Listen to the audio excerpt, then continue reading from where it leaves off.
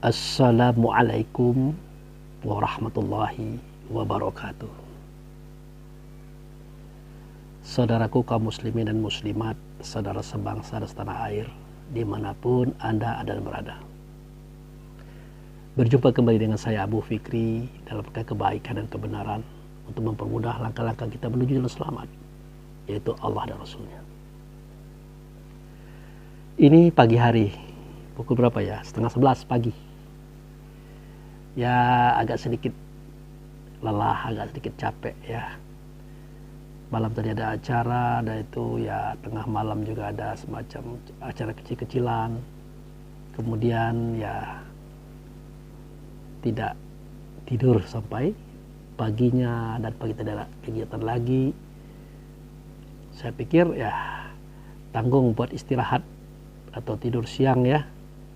Tanggung tunggu sudah zuhur lah gitu baru tidur gitu ya. Nah makanya momentum yang sedikit ini saya akan memanfaatkan untuk melanjutkan video yang sudah-sudah, yaitu seketika saya bercerita tentang sholat. Sholat itu artinya hubungan ya. Solu itu hubungan. Nah, kalau sholat itu menghubungkan rasa diri kita. Kita yang sebenarnya kita itu adalah ruh. Sebenarnya bukan ruh juga, tapi yang ada dalam ruh itulah rasa. Nah, rasa inilah yang dihubungkan kepada rasanya Rasul. Rasul itu dengan Allah. Inilah disebut dengan sholat, saudaraku.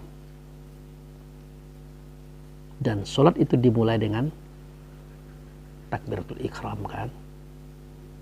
Nah, di dalam kajian Rukus 13 itu ada yang namanya hakikat kesempurnaan takbiratul ikram. Pertama kali mi'raj, kedua ikram, ketiga tawakal, keempat munajat.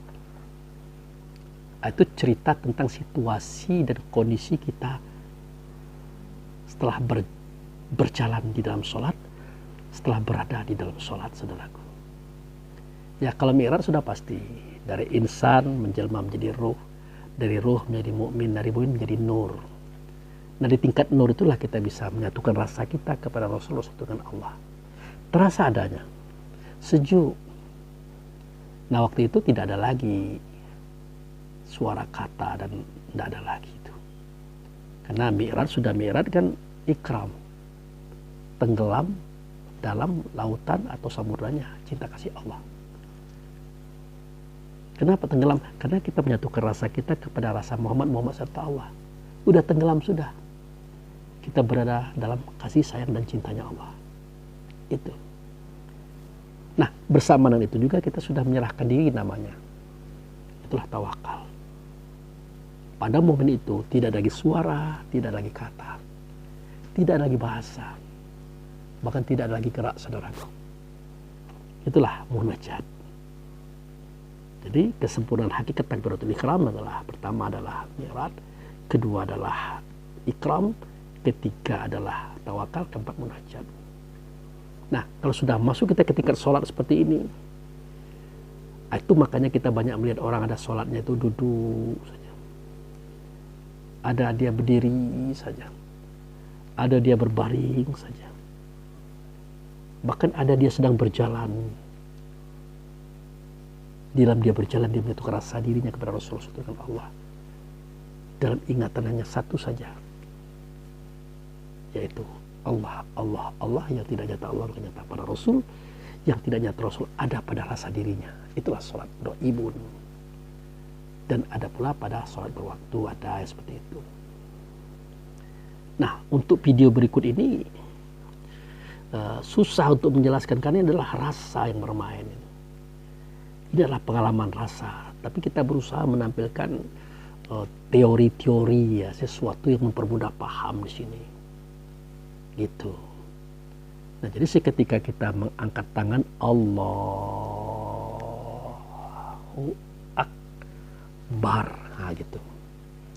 Sebenarnya tangan kita, gerak kita, suara kita yang menyebut Allahu Akbar saat itu hanya untuk memperkuat batin dan hati kita ini menyatakan Allah itu maha luas, meliputi Rasul, Rasul itu meliputi diri kita dan meliputi semua diri-diri yang ada di alam semesta. Itu sebenarnya Allahu Akbar itu. Allah.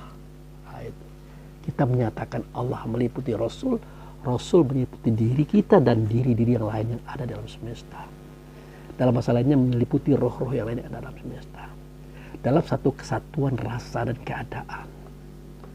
Itulah momentum takbiratul ikram itu, saudaraku.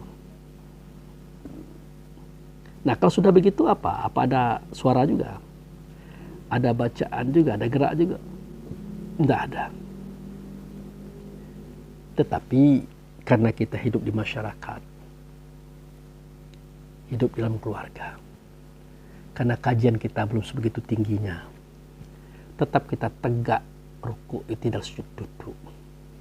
Tetap membaca Allah Akbar sampai salam.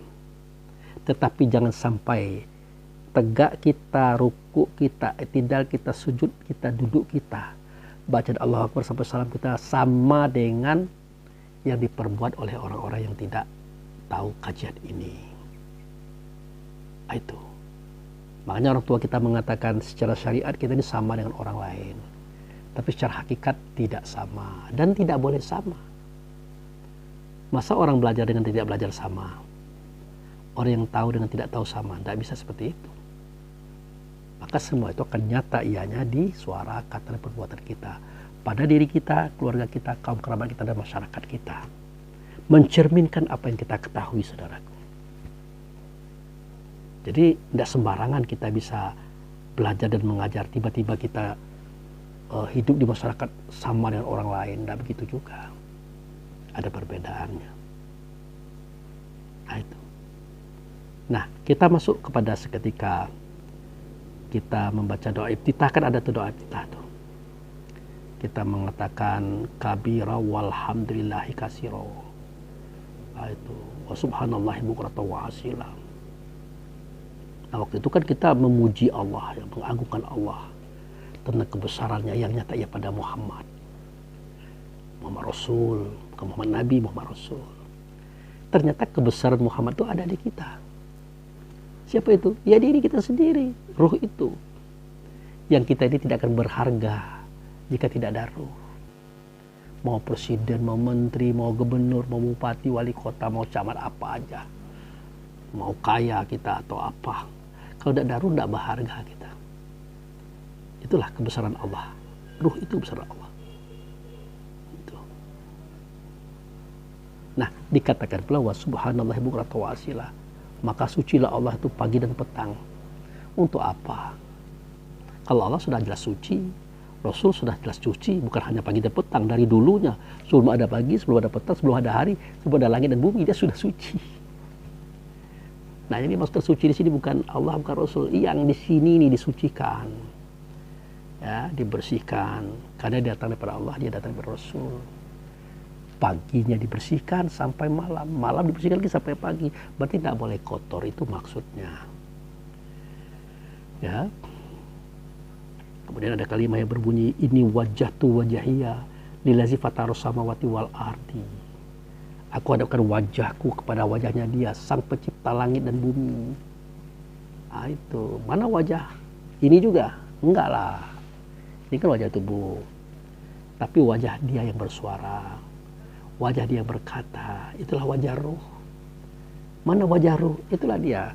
Ingatan, perasaan, disatukan, jadilah dia kesadaran. Itulah wajah. Nah itu.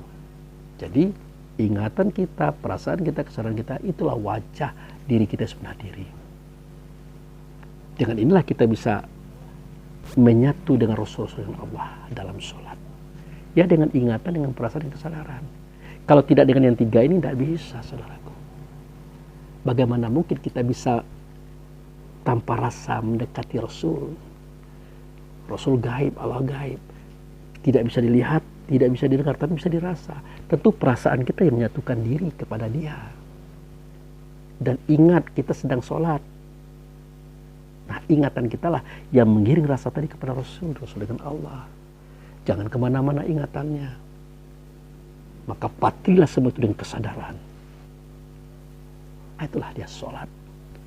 Itulah dia cerita tentang Aku hadapkan wajahku kepada wajahnya dia, sang pencipta alam semesta. Apakah benar Allah itu mencipta langit dan bumi? Jawabnya benar. Tapi tidak Allah sendiri, melainkan ia nyata pada Rasulnya. Makanya mencipta langit dan bumi itu adalah Alhamdulillahi. Bukan Allah saja, tapi Alhamdulillahi. Kenapa begitu bahasanya Pak Abu? Ya, al itu kan alif lam, itulah Allah. Hamdu itulah Rasul, sifatnya beliau. Dia itu bagi Allah. Makanya Alhamdulillahi. Nah itu. Rabbil alamin, dipertuan agung oleh Allah sendiri untuk alam semesta. Karena Allah menjadikan langit dan bumi melalui beliau. Makanya Alhamdulillahi. Begitu saudara. Nah, kan ada cerita itu. Tapi nanti ceritanya akan saya buka di saat kita membaca Al-Fatihah. Ya. Di sini biarlah dulu, nanti kita kepanjangan durasi videonya. Nah, itu. Kemudian kita katakan situ kan kabira walhamdulillahi katsira wa subhanallahi bukratan wa asila. Ini wajatu wajhiha lillazi fatara samawati wal ard hanifan. Hanifan muslima wa ma'ana minal musyrikin. Hanifan itu artinya aku ini baru condong, baru ingin selamat, baru ingin menuju Allah dan Rasul. Belum, tapi baru ingin, tapi lumayan, sudah mulai berjalan, ya, sudah mulai bergerak menuju Allah dan Rasul dengan sholat berdasarkan pemahaman kita saat ini sudah lumayan. Itulah hanifan muslimah. Adalah aku ini baru condong kepada selamat, bukan belum. Nah, tidak pula tidak. Nah, ini biasanya gimana nih Pak Abu? Ya jangan berbahasa itulah, nanti bingung lagi kita. Tetap berbahasa umum ya. Nah, adalah aku ini baru condong pada Allah dan Rasul, baru condong untuk selamat. Artinya belum selamat. Itu saudaraku. Ya. Wa ma'ana minal musyrikin, adalah tidak aku ini dari golongan musyrik. Artinya aku tidak akan mensyirikkan Allah dengan diriku. Ya. Bagaimana Pak Abu kalau Allah mensyirikkan Anda dengan dia? Ya kalau Allah ingin mensyirikkan aku dengan dia, tidak apa-apa. Allah ingin mensyirikkan kita semua dengan dia, tidak apa-apa. Yang penting kita tidak boleh sama dia disyirikkan. Apa contohnya Pak Abu? Nah, kita kan cari uang nih ke pasar, ke kebun, ke kantor. Ya. Nah, itu kerja kita itu.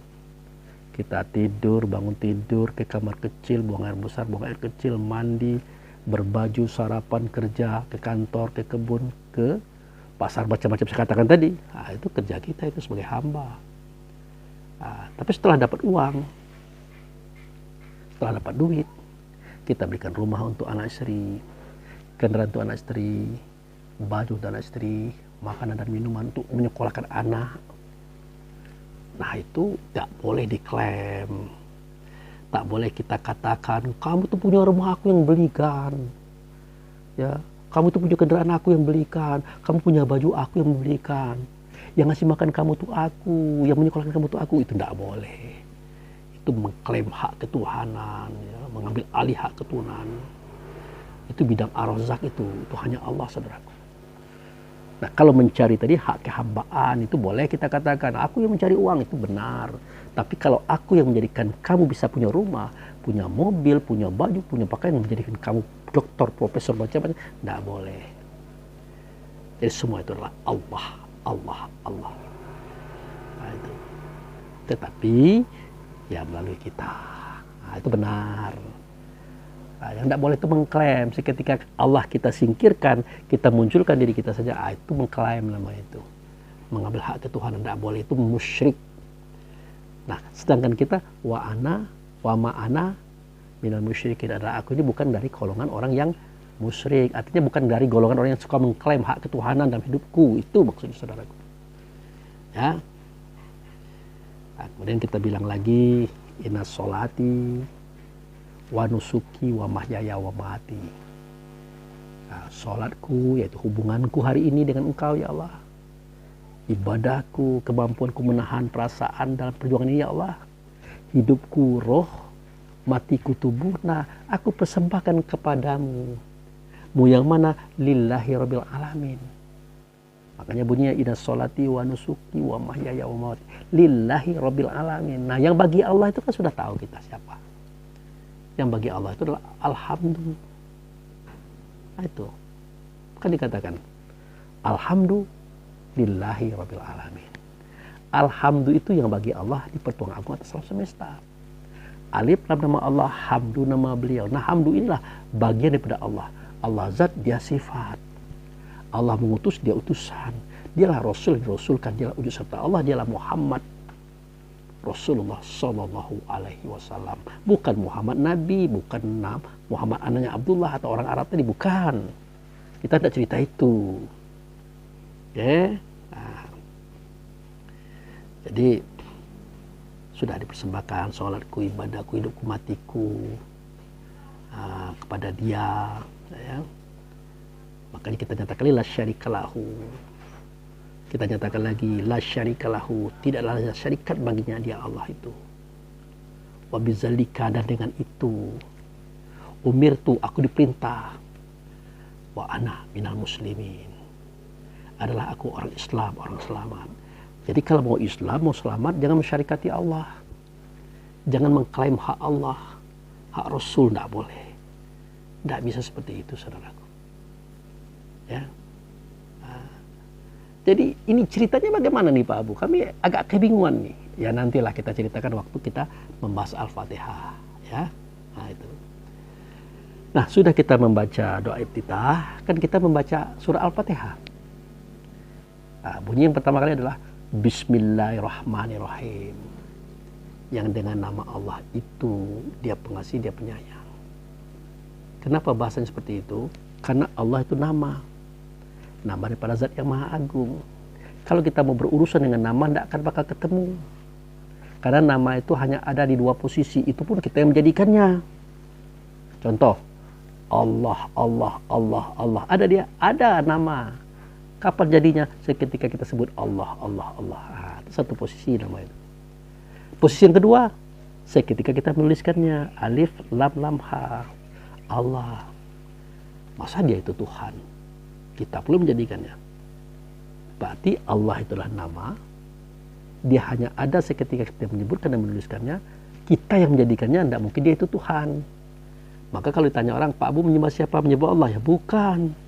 Allah itu nama. Nah, menyembah siapa? Menyembah yang dengan nama Allah. Nah, itu. Kalau nama untuk apa disembah? Dia ada aja kita mengadakan. Tapi yang dengan nama Allah itu siapa? Mana dianya? Carilah ciri-cirinya. Dia pengasih, dia penyayang. Gitu. Semuanya dikasihi. Langit dan bumi serta isinya dikasihi. Manusia, hewan, macam-macam itu dikasihi oleh beliau. Segenap fasilitas kehidupan macam-macam digenapi oleh beliau. Beliau mana? Rabb alamin tadi. Pemilik alam semesta tadi. Yang dia Allah tidak nyata Allah, maka nyata pada dia Rasul tadi. Rasul Kadirullah Muhammad, saudaraku. Ingat, bukan Muhammad Nabi ya. Jangan sampai tergelincir lagi kita. Tuh. Nah, jadi seketika kita tahu bahwa yang dengan nama Allah adalah Alhamdulillah, dia itu dipertuang agung oleh Allah alam semesta, baru kita mengangkat sifatnya Ar-Rahmanir-Rahim. Nah, itu kan baca Al-Fatihah itu. Nah, sudah diuraikan tadi kan. Nah, Alhamdulillah itu bagi Allah. Dia punya sifat pengasih yang memberikan semuanya kepada siapapun. Dia pun penyayang. Nah, sayang inilah diberikan kepada orang tertentu. Ya, orang yang taat, orang yang takwa, orang yang selalu berbuat baik. Nah, kepada mereka ini diberikan sayang. Artinya tidak hanya kasih ya, tapi sayang pun diberikan. Gitu. Ya. Nah, kemudian setelah kita menyatakan Ar-Rahmanir-Rahim, nah baru kita masuk pada kalimat Malik Yaumiddin. Malik Yaumiddin, raja di hari beragama. Jadi beliau itu raja di hari beragama. Beliau ada di Baitullah Hakikat, bertahta di atas singgasana kerajaan Tuhan, di atas kursi. Tapi tidak duduk kayak saya ini, istilahnya saja duduk di atas kursi. bertahta dianya menjadi raja, menunggu para hamba datang untuk meminta dan mohon, gitu, memperkenankan doa, gitu saudaraku.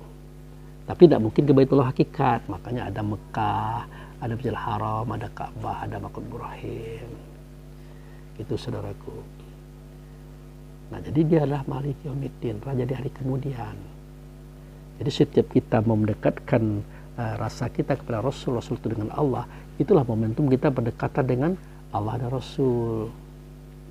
Itulah momen kita menyatu dengan Allah dan Rasul dalam rasa yang satu, yaitu kasih sayang, gitu ya. Nah, jadi kita masuk kepada kalimat berikutnya. Sudah Malik Yaumiddin, apalagi Iyyaka na'budu wa iyyaka nasta'in. Kepada Engkau aku menyembah dan kepada Engkau aku meminta tolong. Menyembah itu artinya melaksanakan semua perintahnya, menjauhi semua larangannya. Pergi kalau disuruhnya, datang pada panggilnya. Diam kalau ada ilmu baginya, gitu. Dan jangan lupa mencontoh apa yang dia amalkan, apa yang dia perintahkan. Itulah sembah, saudaraku. Jadi jumlahnya 6. Saya ulangi lagi ya. Mentaati semua perintahnya, menjauhi semua larangannya, pergi kalau disuruhnya, datang kalau dipanggilnya, diam kalau ada ilmu daripada dia. Itulah menyembah. Laksanakan itu dengan baik. Nah, jika itu sudah terlaksana, maka kita masuk pada tingkat yang lain. Menyuarakan suara Allah dan Rasul, kata Allah dan Rasul, memperbuat perintah Allah dan Rasul. Nah, ini tidak akan bisa kalau tidak melaksanakan yang 6 tadi. Yang 6 tadi tidak akan bisa kalau tidak kita melaksanakan sholat, menyatukan rasa diri kepada Rasul dengan Allah. Tidak bisa itu kita laksanakan. Makanya berat cerita ini, gitu ya. Nah, sudah. Nah, jadi ada kalimat lagi. Nanti akan ketemu ihdinas siratal mustaqim. Tunjukilah aku jalan yang lurus, kan begitu tuh. Nah, apalagi yang kita minta? Kita kan sudah bertemu Allah nih, bertemu Rasul di dalam sholat. Apakah masih ada jalan selain daripada jalan itu? Tidak ada. Kalau sudah bertemu Allah dan Rasul di dalam sholat kita dengan cara menyatukan rasa tadi, selesailah sudah. Tidak ada lagi jalan selain pada itu. Nah, tetapi kenapa kita masih mengatakan ihdinas siratal mustaqim? Kenapa? Karena untuk saat ini kita yakin dengan apa yang kita ketahui, yang kita pahami, dan kita amalkan ianya sekarang. Gitu, kita yakin. Nah, berdasarkan keyakinan kita itulah Allah membenarkan apa yang kita lakukan. Karena Allah itu mengikuti persangkaan kita, zon kita. Ana inda zani abdi bi in zona khairu fa khairu in zona syarra fa syarru. Aku hanya mengikuti persangkaan hambaku. Kalau disangka baik, dapat baik. Kalau buruk, ya buruk. Nah, kalau kita bersangka bahwa kita sudah sampai kepada Rasul dan Allah di dalam sholat kita, tinggal kita merasakan saja apa yang dibaca oleh imam atau kita bacakan, sudah benarlah itu menurut kita. Kalau menurut Allah belum tentu benar. Ya, jangan-jangan tidak benar, tapi tidak apa-apa. Allah tidak mungkin mengukur diri kita dengan dia, tidak mungkin. Makanya seketika orang bertanya kepada saya, Pak Abu Fikri menyampaikan ceramah itu siapa yang bertanggung jawab? Nah itu, iya Allah dan Rasul yang bertanggung jawab, masa saya pula? Tidak mungkin saya. Kenapa Allah dan Rasul? Karena Allah yang memerintahkan, Allah yang menyerukan, Allah yang menggiring, Allah yang menata, Allah yang menunjukkan kita kepada jalan yang sebenarnya, tentu melalui Rasul.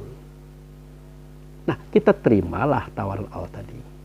Kita sambutlah tawaran Rasul tadi. Kita laksanakan secara amalia, baik zahir ataupun batin. Masalah benar dan tidak benarnya saat ini menurut kita sudah benar. Tapi menurut Allah Rasul, boleh jadi itu benar, tapi sedikit. Jangan-jangan tidak benar sama sekali. Biasalah itu. Bagi Allah itu tidaklah aib untuk kita. Nah, itu. Selama kita berjuang, bergerak, ya, berkemauan untuk berjalan menuju Allah. Di dalam itu kita ada salah dan keliru, bagi Allah itu tidak dipersoalkan. Yang penting ada keinginan untuk menuju Allah Rasulnya di dalam ritual sholat. Itu saudaraku. Nah, yang tidak disukai oleh Allah itu adalah seketika kita diberi hidup, hidup tidak dimanfaatkan. Diberikan ruang, tidak dimanfaatkan. Diberikan waktu, tidak dimanfaatkan. Diberikan akal fikir, tidak dimanfaatkan. Lalu jadi apa kita ini? Tidak pernah dipikirkan untuk memikirkan Allah dan Rasul, untuk memikirkan diri sendiri, untuk berjalan kepada Allah dan Rasul sebelum kita dimatikan, sebelum kita dikembalikan. Karena kalau tidak kita pikirkan hari ini, kita tidak bisa kembali kepada Allah dan Rasul. Ya, tidak bisa mati dengan baik dan benar. Makanya perlu dimanfaatkan hidup dan kesempatan ini, akal dan pikiran untuk kita mempelajari. Makanya banyak orang mengkritik saya, kok berani sekali, siapa yang bertanggung jawab? Ya saya bilang Allah dan Rasul yang bertanggung jawab, masa Anda? Tidak mungkin. Nah, itu. Yang kayak kita ini tidak usah dipersoalkan, tidak usah diperdebatkan. Karena Allah dan Rasul meminta yang seperti inilah. Dia mau bergerak, dia mau berjalan, dia mau berjuang untuk berjalan menuju Tuhannya. Yang dipersoalkan itu adalah orang yang sudah dihidupkan, diberi ruang dan waktu, diberi akal fikir, diberi fasilitas, tapi tidak ada berpikir untuk berjalan menuju Allah dan Rasul. Padahal kemarin dia tidak ada di dunia, sekarang ada. Artinya apa? Bakal kembali lagi mestinya kan? Nah, mereka tidak pikirkan. Nah, wajarlah kalau mereka tidak salah, karena mereka tidak pernah melakukan. Tapi ketidaksalahan yang tidak wajar. Mestinya mereka harus berbuat, walaupun salah. Itu yang Allah kehendaki. Nah, bagi mereka yang diberi kehidupan, peluang, ruang, dan waktu, akal fikir tidak difungsikannya. Nah, inilah yang Allah katakan dalam Al-Quran. Walaqad zara'na li jahannam katsiran minal jin wal ins walahum qulubun la yafqahuna biha. Ya, walahum uzunu la yasma'una biha walahum uyunu la yubsiruna biha ulaika kal an'am bal adal wa ulaika humul ghafilun. Nah, Allah itu paling murka dengan orang yang diberikan hidup dan kehidupan, ruang dan waktu, akal dan fikir, arahan-arahan, tapi tidak mau melakukan tindakan, tidak mau action, berlatih, belajar, berjalan menuju Tuhan. Allah tidak suka itu. Makanya nanti neraka jahanam itu penuh dengan jin dan manusia. Manusia yang mana? Ya manusia seperti yang saya ceritakan tadi. Dia punya hati tidak digunakan untuk berpikir tentang Allah dan Rasul, tentang pengembalian dirinya. Dia punya pendengaran tidak mau digunakan untuk mendengar. Dia punya penglihatan tidak mau untuk melihat apa yang Allah kehendaki atas dirinya. Wah, ini akan penuh neraka jahanam oleh mereka ini. Mereka itu sama dengan hewan atau binatang, bahkan lebih parah lagi kata Allah. Nah itu. Kenapa? Karena mereka itu lalai. Lalai menggunakan hidup, menggunakan ruang dan waktu, menggunakan akal fikir, dan menggunakan arahan dan penggiringan kepada Allah dan Rasul. Lalai, neraka tempatnya saudara. Ini sudah pasti salah ini. Ini yang perlu dikritik sebenarnya, bukan orang yang sudah berbuat. Orang yang sudah bekerja, berjalan menuju Allah dan Rasul. Capeknya bukan main saudaraku, capeknya. Tapi karena cinta kepada Allah dan Rasul, cinta kepada diri dan kaum kerabat, kita lewati semua itu menjadi nikmat dan kenikmatan. Enjoy. Walaupun ngomongnya matanya udah sipit-sipit, udah merah, udah mau ngantuk, mau tidur, ditahan, tidak boleh tidur. Nanti kalau tidur sekarang kan bangunnya jam 2, jam 3, zuhurnya kelewat lagi. Walaupun kita bisa menjamak, tapi tidak sebaiknya begitu. Tahankan. Buka video dulu, nantilah tidur itu. Hari baru jam berapa nih? Nah, udah jam 11. Berarti setengah jam kita bicara hari ini. Baru setengah jam. Itu. Nah, itu saudaraku. Ya. Teruslah berjuang. Bergerak, belajar. Kaji ini, sampaikanlah. Ya, jelaskanlah. Nasihatilah diri sendiri di depan orang lain. Mudah-mudahan orang juga mendapat nasihat daripada diri kita seketika kita nasihat diri sendiri. Nah, tidak ada itu Abu Fikri itu menceramai kita, itu Abu Fikri menasihati kita, tidak saudaraku. Saya menasihati saya, menceramai diri saya sendiri. Tapi di depan video, mudah-mudahan kita yang menontonnya juga tercerahkan dengan apa yang saya buat untuk diri saya sendiri. Gitu. Ya. Nah, jadi sudah apa tuh? Ihdinas siratal mustaqim. Nah, yaitu siratal ladzina an'amta 'alaihim, yaitu jalan orang yang sudah diberi nikmat. Siapa itu orang yang sudah diberi nikmat? Kata Allah dan Rasul, yaitu para nabi, para siddiqin, ya, para musyahidin, para solehin. Ada ayatnya Pak Abu? Ada, ya kita baca dulu ya. Tidak apa-apa, kita baca. Ini ayatnya surah An-Nisa, surat nomor 4 ayat 69. Ya. Bunyinya gimana Pak Abu Fikri? Bunyinya begini. Wa may yuti'illaha wa rasula fa ulaika ma'al ladzina an'amallahu 'alaihim minan nabiyyina wasiddiqina wa syuhada'i wassolihina wa hasuna ulaika rafiqa. Nah, jadi orang-orang yang taat kepada Allah dan Rasul, nanti mereka akan menjadi orang yang diberi nikmat. Nah, orang-orang itulah yang disebut dengan sebutan oleh Allah, yaitu para nabi, yaitu para pembawa kebaikan dan kebenaran pada Allah Rasul. Dia sampaikan kepada orang lain, walaupun ilmunya dikit dia sampaikan, yang penting dia bertanggung jawab, ya. Kemudian para siddiqin, yaitu para orang-orang benar, benar hatinya, benar suaranya, benar katanya, benar perbuatannya daripada Allah dan Rasul. Itu para siddiqin, ya. Kemudian wasyuhada'i, ya, para penyaksi. Seketika dia sholat, dia sudah menyaksikan Allah dan Rasul dalam rasa dirinya.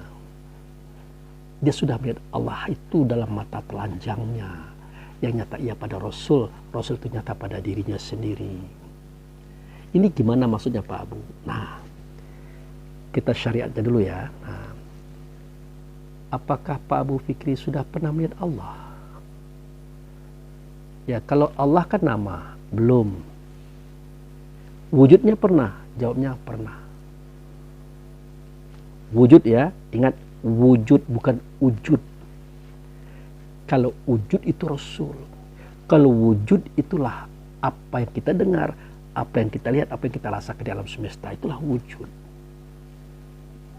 Bagaimana ceritanya Pak Abu Fikri? Nah, ceritanya begini. Seketika kita bersuara, kita berkata, kita bergerak, bisakah tanpa tubuh? Tidak bisa. Tidak ada orang bersuara, berkata, bergerak tanpa tubuh. Tidak ada. Tidak ada. Nah, pertanyaannya, siapakah yang membuat tubuh? Menciptakan tubuh? Allah kah atau kita? Jawabnya Allah. Melalui Rasulnya. Rasul memanfaatkan ayah dan bunda kita dalam menggali dan mendirikan keberadaan tubuh itu untuk kita. Jadi tubuh ini Allah yang menjadikannya, Allah yang menciptakannya, bukan kita. Ternyata yang bersuara, berkata, bergerak di tubuh ini ternyata bukan kita. Di situ kita belum ada, gitu kan? Nah, kemudian kita biasa mendengar, melihat, merasa, berpikir. Kita kira itu kita juga. Padahal Allah tidak berkata seperti itu. Bagaimana kata Allah? Nah, summa sawahu wa nafakha fihi min ruhihi wa ja'ala lakum sam'a wal absara wal afidah qalilan ma tashkurun. Seketika sempurna batang tubuhmu itu dalam kandungan makmu, nah makanya aku sempurnakan ia dengan ditiupkan ruhku. Ruhku atau ruhnya dia Allah. Nah, ruh itulah yang mendengar di telinga, melihat di mata, merasa di hati, berpikir di otak. Ruhku, kata Allah. Ruh dianya Allah, saudaraku, bukan kita. Nah, di sini pun kita tidak ada atau belum ada. Jelas kan? Tubuh kita, di situ kita belum ada, indera kita belum ada.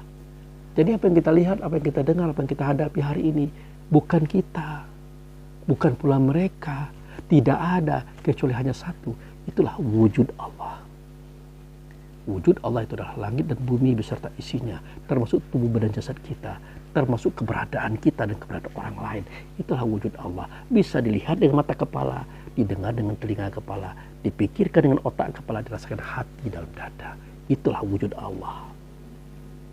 Tersaksikan. Makanya tidak mungkin kita berkata, asyhadu an la ilaha illallah wa asyhadu anna Muhammadar Rasulullah. Aku bersaksi tidak ada zat, tidak ada sifat, tidak ada nama kecuali Allah lah dianya. Tapi tidak Allah yang kunyatakan, tidak Allah yang kusaksikan, kecuali utusannya. Itu kan perjanjian kita di situ dulu. Tapi karena kita hari ini bercerita tentang Allah, itulah dia. Allah nama tidak mungkin bisa kita lihat. Yang kita lihat adalah wujud serta nama. Inilah alam semesta. Bisa kita lihat kan? Bisa kita dengar? Bisa kita rasakan, bisa kita pikirkan, itulah persaksian yang benar. Jangan sampai kita berkata bahwa kita belum pernah melihat wujud Allah. Namun di antara langit dan bumi beserta isinya, wujud Allah yang paling agung, yang paling mulia adalah tubuh badan jasad Nabi Muhammad bin Abdullah. Itulah yang paling mulia, wujud daripada Allah itu. Dia adalah manusia laki-laki. Yang di dalam dadanya adalah Rasul serta Allah. Itu saudaraku. Oke. Nah, sudah. Jadi seketika kita sudah tahu yang mana Allah, yang mana wujudnya. Kalau Allah adalah nama, ya, wujud Allah adalah alam semesta. Nah, wujudnya Allah mana dianya? Kalau wujud itulah alam semesta beserta isinya, termasuk tubuh badan jasad kita. Yang paling agung dan mulia adalah tubuhnya Muhammad Nabi bin Abdullah, orang Arab yang lahir hari Senin tanggal 12 Rabiul Awal tahun 571. Itulah wujud yang paling mulia daripada Allah. Nah, kalau wujudnya tidak bisa dilihat, tidak bisa didengar, tapi bisa dirasakan. Nah, itulah fungsi sholat. Untuk menyatukan rasa diri kita dengan rasanya Rasul dengan Allah. Seketika kita sholat, waktu itulah kita sudah kembali kepada asal semula keberadaan kita. Waktu itulah kita merasakan wujud serta Allah. Itu Rasul. Ingat ya, wujud bukan lagi wujud. Kalau wujud sudah kita ceritakan tuh. Wujud serta Allah itu Rasul. Terasakah Pak Abu seketika kita merapatkan rasa kita kepada rasa beliau? Terasa. Apa ukurannya? Zon, persangkaan, persepsi. Karena Allah menampung semua itu berdasarkan zon kita, saudaraku. Ana inna zoni abdibi in zona khairu fa khairu in zona syarran fa syarru.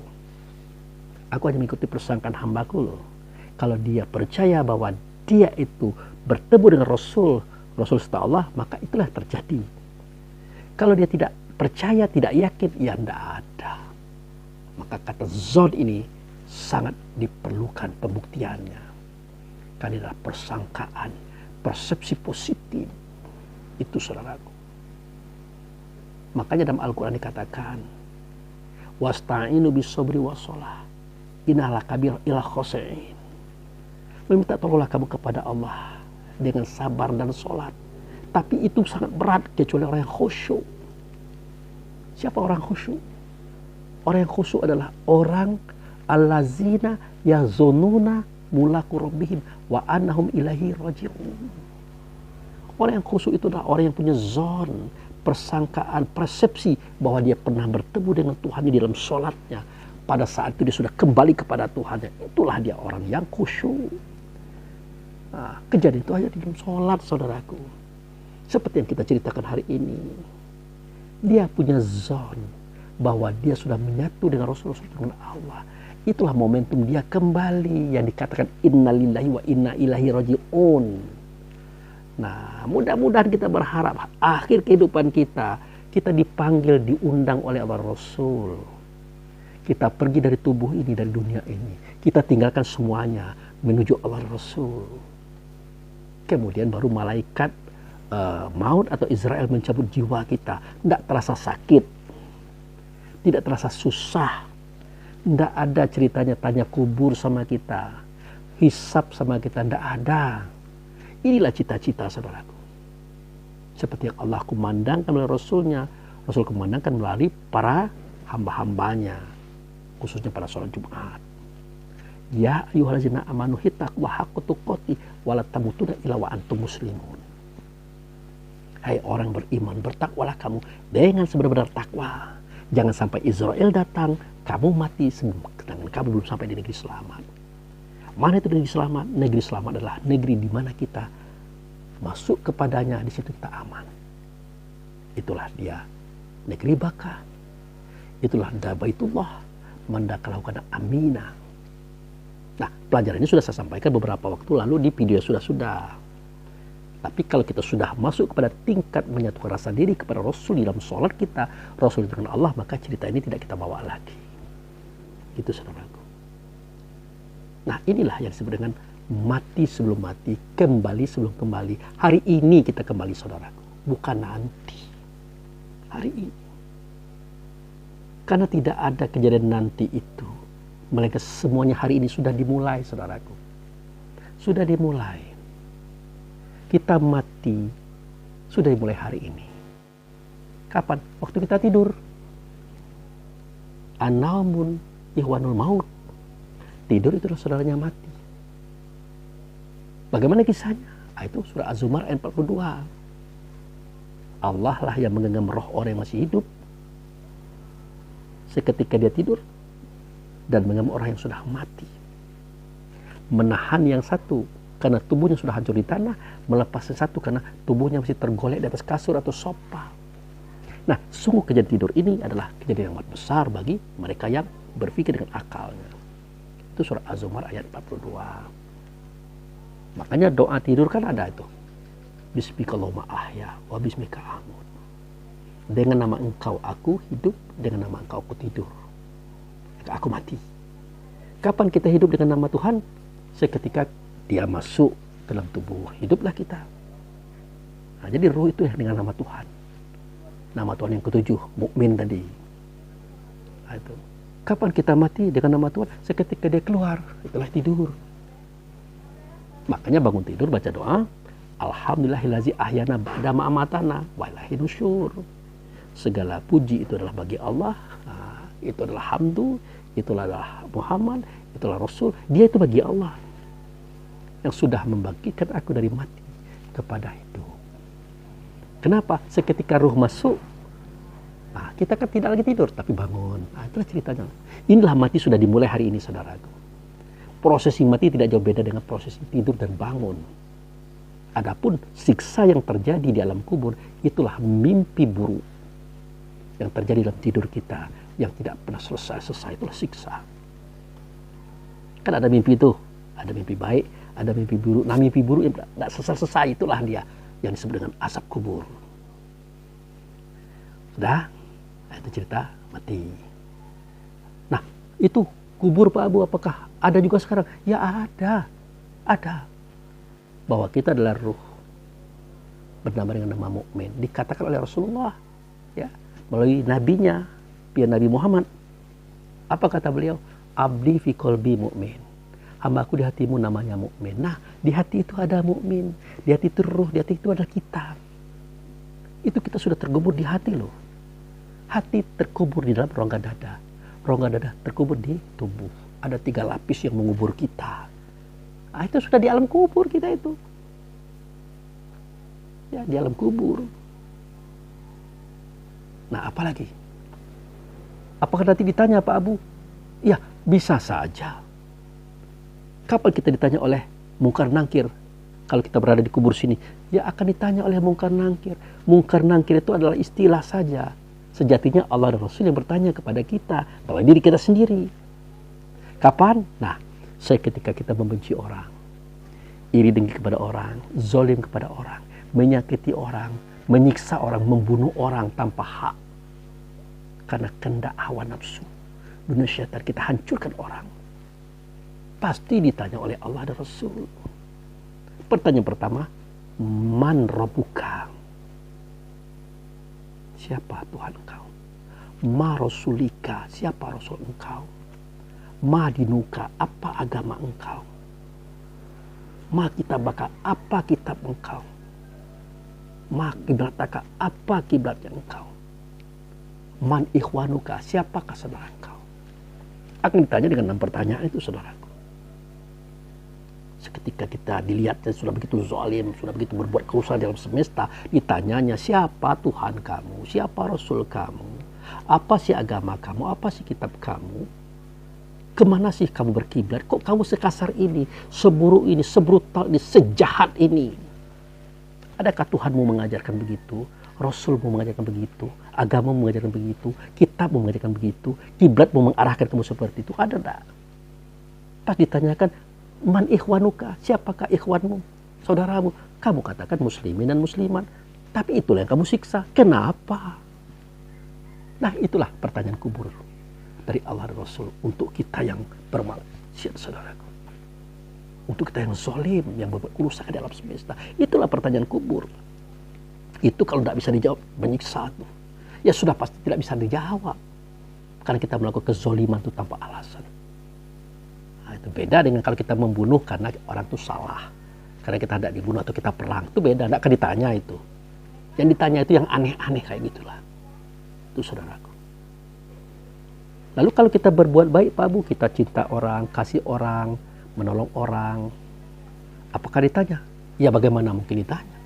Hei Abu pikir, kenapa engkau menjadi orang baik? Kenapa engkau suka menolong? Kenapa engkau kasih sayang kepada orang? Tidak mungkin ditanya lagi. Jadi yang ditanya di kubur itu, saudaraku, adalah orang-orang yang bermasalah. Orang tidak bermasalah tidak ditanya. Mengapa tidak ditanya? Ya karena dia tidak ada di kubur. Nah itu dia jawab. Dia kembali kepada Allah di saat malaikat maut mencabut jiwa. Dia sudah duluan kembali kepada Allah dan Rasulnya. Itu ceritanya, saudaraku. Ya, tidak mungkin akan ditanya di kubur itu. Karena dia orang baik. Nah itu. Dan banyak lagi uraiannya, ini panjang nanti video kita. Kira-kira gambarnya begitu. Nah, kalau hari kiamat itu hari berdiri, yaitu cerita kita hari ini ya, tentang sholat itu. Nah, itu ya. Nah, kemudian ada kalimat lagi ya.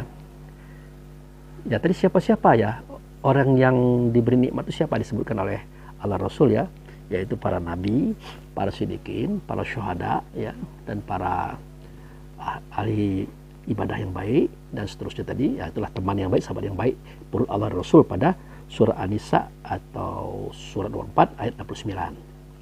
Nah, kemudian kita mengatakan ihdinas apa ya? Kalau ihdinas siratal mustaqim sudah itu kita katakan ghairil maghdub bi alaihim waladdallin. Nah, kan ada itu tuh. Nah, mereka itu bukanlah orang yang dimurkai oleh Allah. Waladdallin, dan bukan pula orang sesat. Nah ini kadang-kadang gimana ya, kita sering dengar orang-orang itu mengatakan, oh orang yang dimurkai Allah dalam Al-Fatihah itu adalah orang Yahudi, kemudian waladdallin orang sesat itu adalah orang Nasrani. Tidak boleh seperti itu, saudaraku. Tidak usah kita mengucap-ngucap nama agama orang, mengganggu keyakinan orang, menggalaukan pemikiran orang seketika mendengar suara kita, kata kita. Jangan begitu. Karena orang yang dimurkai oleh Allah itu adalah orang-orang yang sudah diberi kehidupan, ruang dan waktu, akal fikir, kesempatan. Dia bisa berbuat banyak untuk kehidupannya berjalan menuju Allah, tetapi dia tidak mau belajar. Tidak dimanfaatkannya semua itu, sehingga dia tenggelam dalam kebodohannya. Maka dia disiksa oleh Allah di dunia dan di akhirat, dipenuhkan neraka jahanam dan jin dengan dia. Inilah yang saya ceritakan tadi. Walaqad zara'na li jahannam katsiran minal jin wal ins walahum qulubun la yafqahuna biha walahum uzunun la yubsiruna la yasma'una biha walahum uyunun la yubsiruna biha ulaika kal an'am bal adal wa ulaika humul ghafilun. Inilah orang yang dimurkai. Fasilitas diberikan, semuanya dikasih tapi tidak dimanfaatkan. Ini dimurkai oleh Allah. Ya bukan orang kayak kita ini. Kalau kita ini sudah memanfaatkan kehidupan, ruang dan waktu, akal fikir, kita belajar, kita mengajar, dan berjalan terus kepada Allah. Kita akui hari ini adalah yang saya sampaikan benar. Tapi kita sadar, di hadapan Allah belum tentu benar, bahkan jangan-jangan tidak benar. Itu sudah baik menurut Allah. sudah benar berrasul untuk kita daripada tidak sama sekali. Itu. Makanya Nabi Ibrahim mengatakan Tuhan itu matahari, Tuhan itu bulan, Tuhan itu bintang. Tidak jadi masalah, tidak bakal dimarahi, tidak bakal dipiralkan. Karena memang begitulah perjalanan. Dari nol baru angka-angka berikutnya. Dari tidak benar baru menuju benar. Dari tidak sempurna baru menuju kesempurnaan. Itulah hukum Allah Rasul dan mutlak sifatnya. Jadi orang-orang yang dimurkai adalah orang-orang yang tidak memanfaatkan fasilitas hidupnya untuk kepentingan dirinya menuju Allah Rasul, untuk selamatnya dia. Itulah orang yang dimurkai, saudaraku. Pahami itu, ya. Nah, ini muka ini semakin mengecil nih. Ya mungkin karena ada mengantuk, ya enggak apa-apa. Sedikit lagi. Nah, kalau orang sesat itu yang mana, Pak Abu? Waladhalin. Nah, orang yang sesat itu adalah orang yang memanfaatkan hidupnya, memanfaatkan ruang dan waktunya. Dia belajar, dia mengajar, tetapi tidak tuntas. Merasa sudah cukup, merasa sudah besar dengan apa yang dia miliki. Itulah orang yang sesat. Dia sudah yakin benar dengan kebenaran yang dia punya, padahal dia belum sampai kepada kebenaran hakikat. Itulah dia. Makanya berkali-kali saya katakan, Islam itu ilmunya 7 tingkat. Pemahamannya 7 tingkat. Mulai dari syariat, ya syariat, torikat, hakikat, makrifat, etikot, sifat, zat. Kalau kita baru di syariat kita stop, pasti kita akan sesat dan menyesatkan, membawa orang lain sesat dan memusuhi orang-orang yang berjalan menuju hakikat dan makrifat, bahkan memusuhi para wali-wali Allah. Akan begitu kita. Makanya perhatikanlah dalam kehidupan sehari-hari ini, orang-orang syariat itu menghantam orang hakikat, menjelek-jelekkan, mengatakan sesat macam-macam. Padahal orang hakikat adalah orang-orang yang suluk, orang yang sudah berjalan kepada Tuhannya, sementara mereka tidak berjalan lagi, sudah merasa cukup dengan apa yang ada. Semestinya tidak boleh begitu, harus dia berjalan lagi, cari lagi sampai ke tingkat yang paling tinggi. Nah, kalau sudah berjalan seperti itu, kita mati di jalan, selesai di jalan, Allah punya penilaian. Ya kalau tidak seperti itu, apa mau dinilai? Bawaan kita hanya untuk membuat kisruh, buat ribut, perselisihan antara sesama kita. Makanya kita kepada kita sesama muslim kita ribut, kepada yang berbeda agama apalagi, gitu. Jadi ya ciptakanlah kedamaian, ketentraman, ketenangan dan sebagainya, saudaraku, supaya kita nyaman dalam hidup ini, tentram dalam hidup ini. Ya kalau kita mau berdiskusi ya silakan saja, ajaklah mereka yang berbeda dengan kita. Dalam hal apapun silakan saja berdiskusi dengan cara yang baik, bil hikmah wal mau'izah. Nah, tapi intinya adalah mengajak mereka kepada jalan Tuhan, ya, bukan jalan hawa nafsu kita, bukan untuk cari pemenangan, untuk cari menang, tidak, tapi untuk membawa kepada Allah dan Rasul, untuk membawa kita sama-sama menang, sama-sama baik, ya. Mungkin itu aja dulu yang perlu saya sampaikan. Ini sebenarnya masih ada nih, tapi nanti kita sambung lah. Nanti saya beri judul ini adalah bagian satunya aja, bagian duanya nanti, karena kita sudah masuk kepada bacaan atau amaliyah di dalam sholat, yaitu sholat hakikat. Demikian, terima kasih. Wabillahi taufiq wal hidayah. Assalamualaikum warahmatullahi wabarakatuh.